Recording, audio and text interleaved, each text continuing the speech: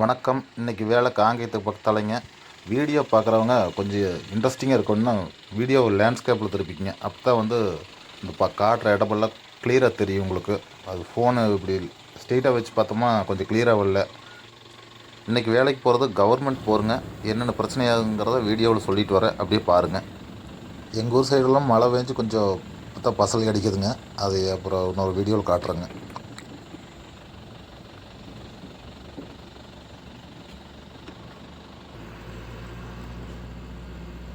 குன்னத்தூர் வந்துட்டேங்க. சரி, போரில் என்ன பிரச்சனை ஆகுது அப்படின்னாங்க. இப்போ கவர்மெண்ட் போரு அப்படின்னாவே அது போர் எத்தனை அடி, பைப் எத்தனை அடிக்கு இறக்கி இருக்குது, அதெல்லாம் கரெக்டான தெளிவான தகவல் எங்களுக்கு கிடைக்காது.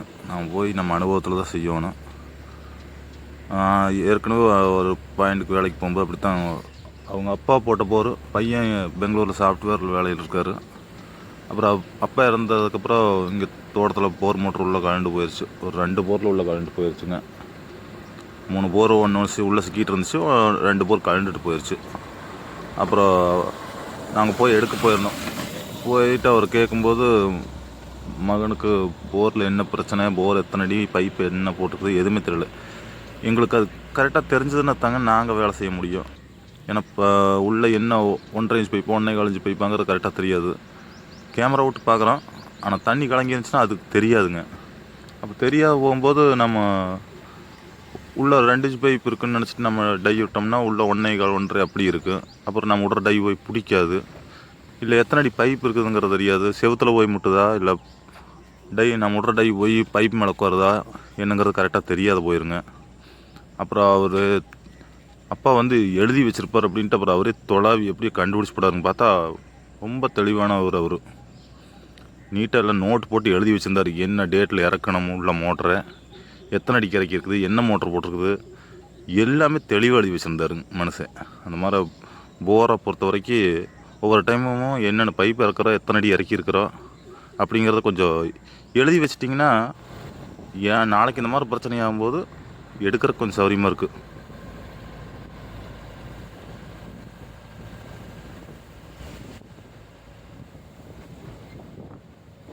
பாருங்கள், கரெக்டாக இப்போ நொய்யலாத்துக்கு பக்கமாக போயிட்டுருக்குறேங்க. நொய்யலாத்தில் போன வாரத்துலலாம் ஃபுல்லாக நல்லாவே தண்ணி போச்சு. மேக்கெல்லாம் நல்லா மழையாட்டிருக்குது. கொஞ்சமாக தான் தண்ணி போயிட்டுருக்குதுங்க.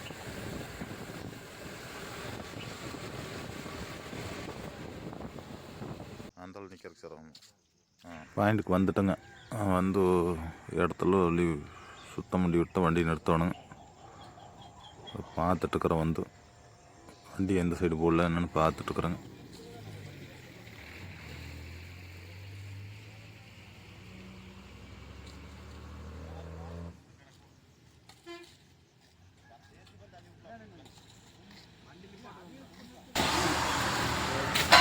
நான் என்ன சமையல்ண்ணா?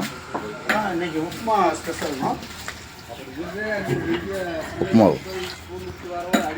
அடிச்சிடுங்க.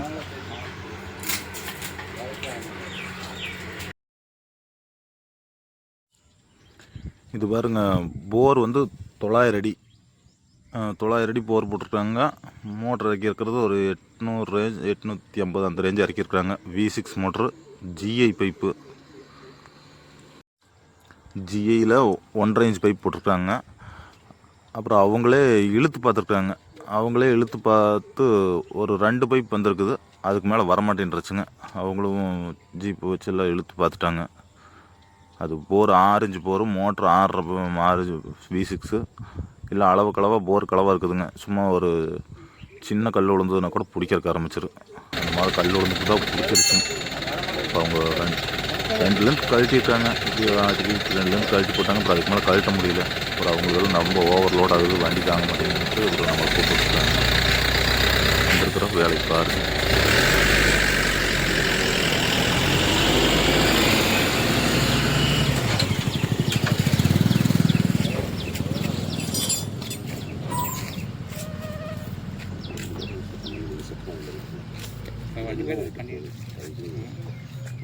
ஹலோ சங்கர, எங்கே இருக்கிறீங்க? சரிங்க.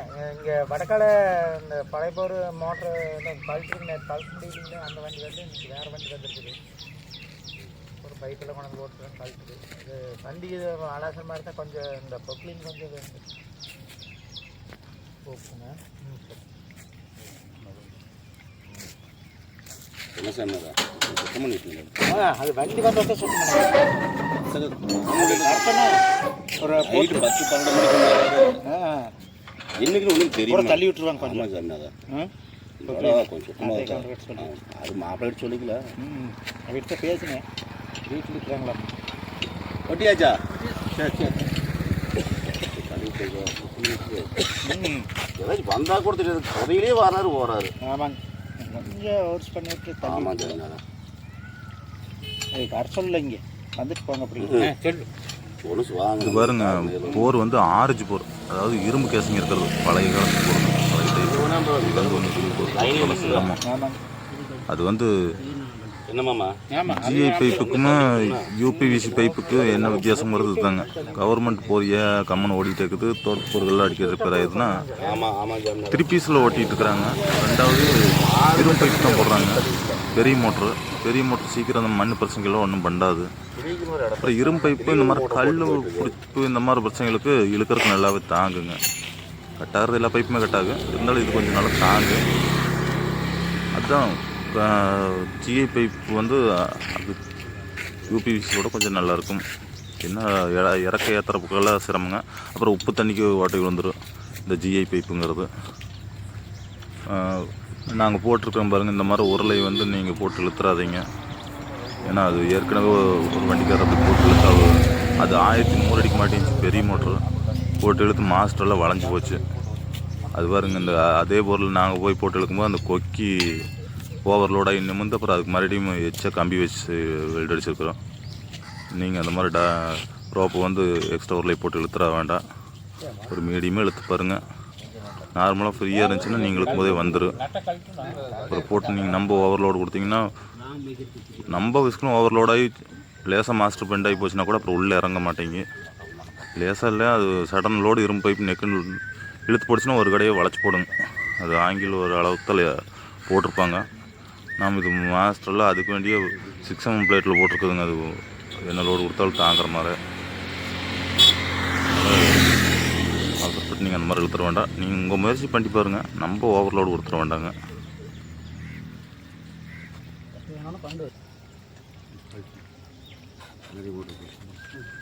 போர் பிளேட்டு இந்த பைய கையில் கொண்டு வர அப்படி வருங்க. இந்த டைப் போடுங்க, போல்ட்டு போட்டு கழட்டுற மாதிரி.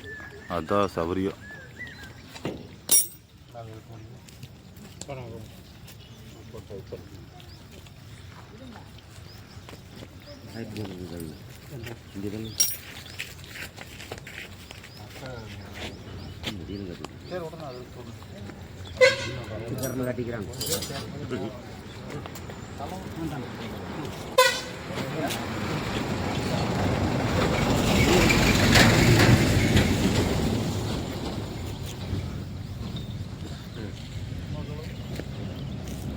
ஒயர் உள்ள விட்டுருக்கு, கட்டி உள்ள விட்டுருக்கு. ஒரு கேப்பில் 2 கேப்பில் டபுள் கேப் தெரியுதுங்க. மாடங்கி நிற்குது.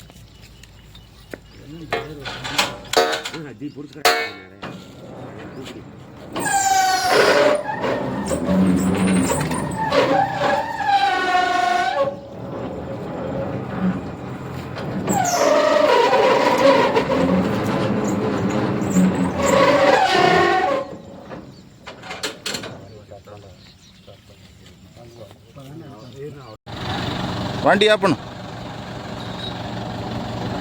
காலையில் 8-8:30 மணிக்கு போனதுங்க. இன்னும் 2:30 மணி ஆகிப்போச்சு வேலை முடியறதுக்கு. கொஞ்சம் வீடியோவில் இதில் ஆட் பண்ணாமல் விட்டுருக்குறேங்க.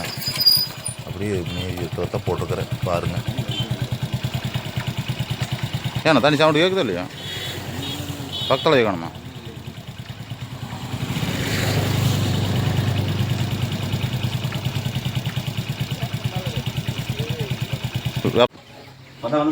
வாங்க சாப்பிடலாம், உப்புமா தாங்க வாங்க.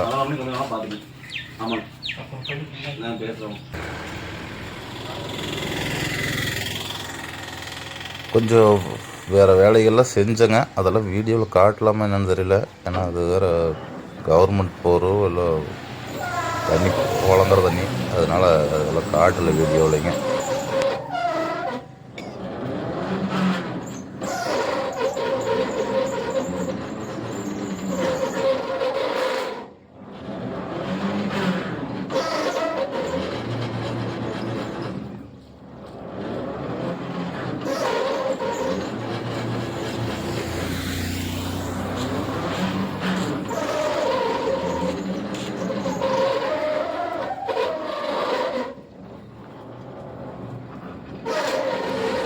ரொம்ப ஓவர்லோட் ஆகுது. பார்த்திங்கன்னா 6 இன்ச் போர் விரல் கூட போகாது. அந்தளவுக்கு போருக்கும் மோட்டருக்கும் அளவாக இருக்குது.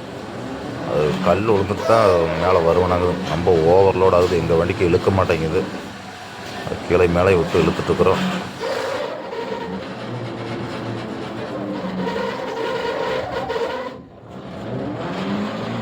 போர்வெலுக்கு பக்கத்தால் அந்த கரண்ட் லைன் எல்லாம் போகாத மாதிரி முதலே பார்த்துக்குங்க. பக்கத்தால் அந்த கரண்ட் லைன் எல்லாம் போச்சுன்னா இந்த மாதிரி வேலைகளை சிரமமாக போயிடும். முடிஞ்ச வரைக்கும் போர் பக்கத்தால் கரண்ட் லைன் வராத மாதிரி பார்த்துக்குங்க.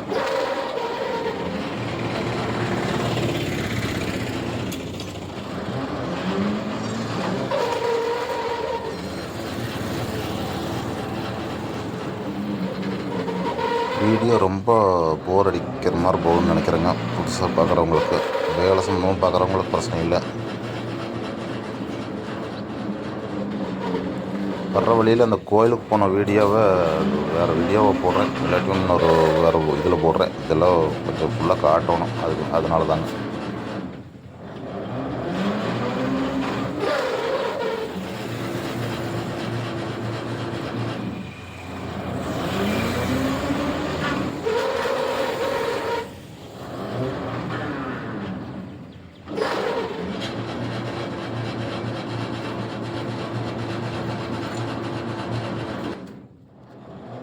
இந்த மாதிரி பிடிப்பெல்லாம் ஆகி மோட்டர் இழுத்திங்கன்னா கம்பல்சரி கேபிளை கட்டி வச்சுருங்க. அது எந்த இடத்துல பைப் கட் ஆகும் மறை உருவுங்கிறது தெரியாது. அப்புறம் விஸ்குன்னு கேபிள் சேர்த்து கை கால் அடிச்சுட்டு உள்ளே போயிடும். கடப்பாறை அடித்து கட்டி வச்சுருங்க நாளைக்கு என்னென்னா.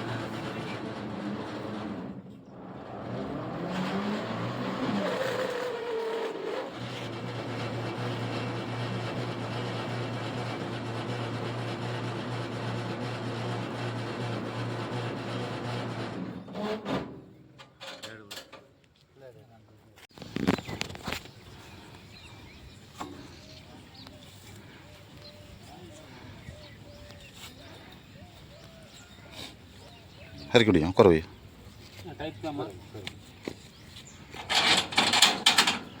ஒயர் மட்டும் காலுக்குள்ளே போட்டு நிற்க மாட்டேன். மெதுவாட் அது லோடு ஓவராக புல்ல எடுத்துகிட்டு போகுது.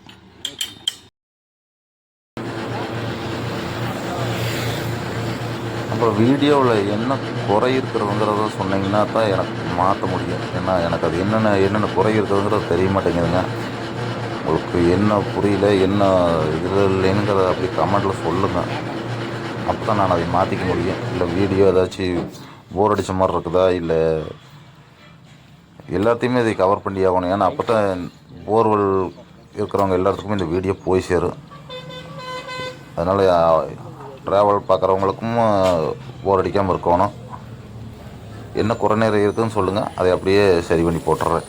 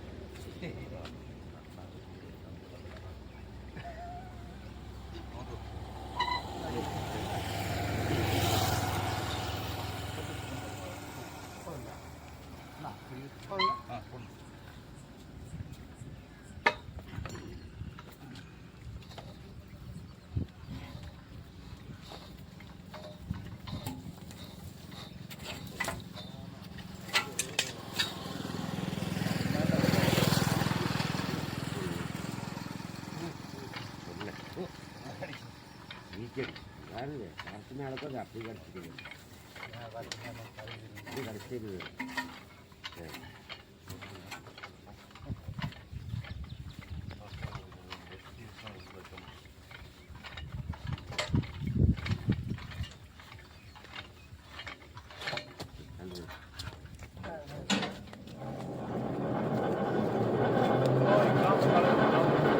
நீ போகாத.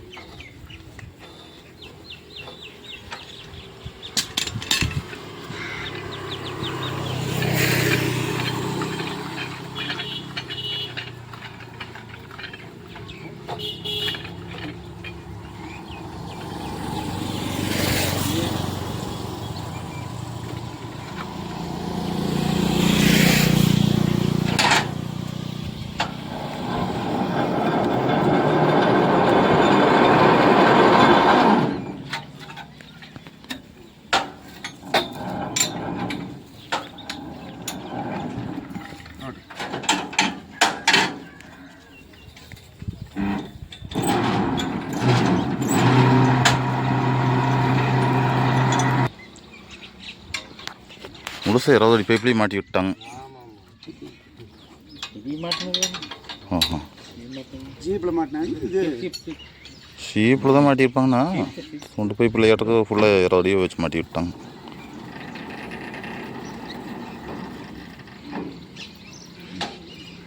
ஏர் மேலே ஏர் ஏர் ஓட்டிக்கு மேலே ஓட்டு. மெதுவாக மேலே பாட்டு ஓட்டு. நிறுத்தி நிறுத்தி ஓட்டு.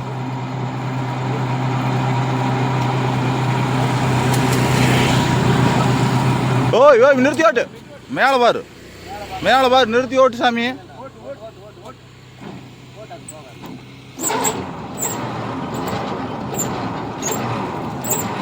ரெண்டு பைப்பெல்லாம் 20 அடிக்கு மொத்தம் மாட்டிக்குது.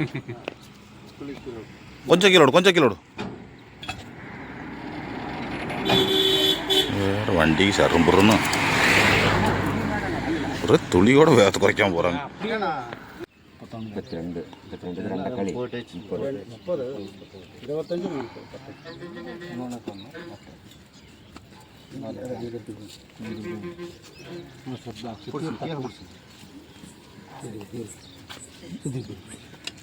புள்ளைய போட்டு சுத்தாங்க.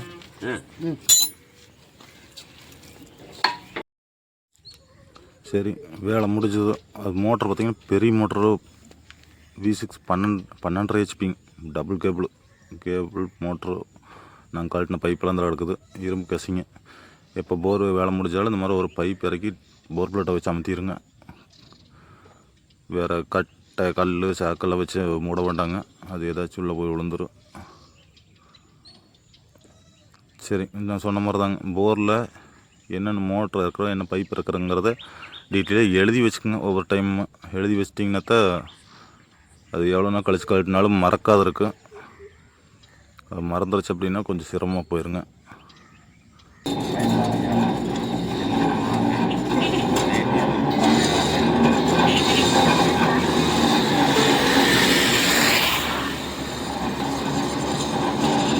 நான் ஜோடு என்னோடய அனுபவத்தை சொல்கிறேங்க. பிடிச்சிருந்துச்சின்னா பாருங்கள். அப்புறம் அப்படியே 4 பேர்த்துக்கு ஷேர் பண்ணுங்கள். தெரிஞ்சுக்கிட்டு ஏதாச்சும் போர்வெல் சம்மந்தமான ஏதாச்சும் பிரச்சனை இருக்குது, சந்தேகம் இருக்குதுன்னா கூப்பிடுங்க இந்த நம்பருக்கு. நன்றி, வணக்கம்.